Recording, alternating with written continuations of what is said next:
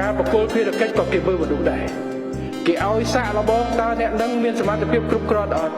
មានចន្ទៈគ្រប់គ្រាន់អត់ចេះដឹកនាំការងារចេះសម្របសម្រួលធ្វើឲ្យសកម្មភាពជោគជ័យឬទេបើឲ្យការងារតូចប៉ុណ្ណេះមិនទាន់ទៅរួចផងតើគេឲ្យធ្វើធំទេអត់ទេគេយោគយល់ប៉ុន្តែគេមិនបំផ្លាញផលប្រយោជន៍ខ្លួនគេព្រោះអ្នកដែលតែងតាំង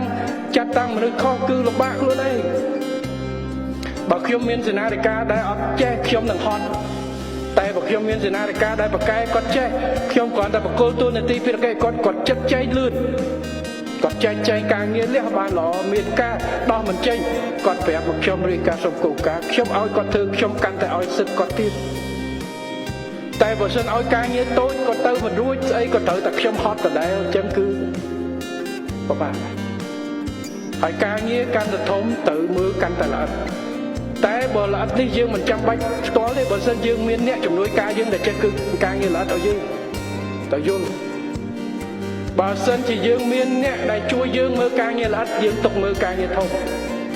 ព្រោះការងារល្អិតនេះឲ្យធ្វើឲ្យមានការខូចគោលការណ៍តែបើអ្នកដែលជួយយើងនេះគាត់ជាអ្នកមកចត់យើងស្រួលព្រោះបើមិនចឹងនឹងយើងចាំទៅបាទតកែហាងមួយបើសិនជាចុងភៅនឹងក៏អត់មកចត់គាត់ចេះតែចាក់ប្រៃភៀវកំ pl ែនមានតែតកែនឹងចេញទៅសុំទោសភៀវសេវាមិនល្អចេញទៅខ្ជិះខ្ជាធ្វើឲ្យភៀវសប្បាយចិត្តធ្វើឲ្យពីណាអ្នកទទួលក៏ត្រូវមានតែយើងអញ្ចឹងដើម្បីយើងគ្រប់គ្រងយើងរក manager មួយដែលមើលជំនួសយើងបើ manager នឹងគាត់មិនប្រកបអញ្ចឹងគេត្រូវរកអ្នកដែលមកចត់ប្រកែហើយចេះអភិវឌ្ឍគ្រូដើម្បីគ្រូអញ្ចឹងគ្មានអីក្រៅពីពង្រឹងខ្លួនឯង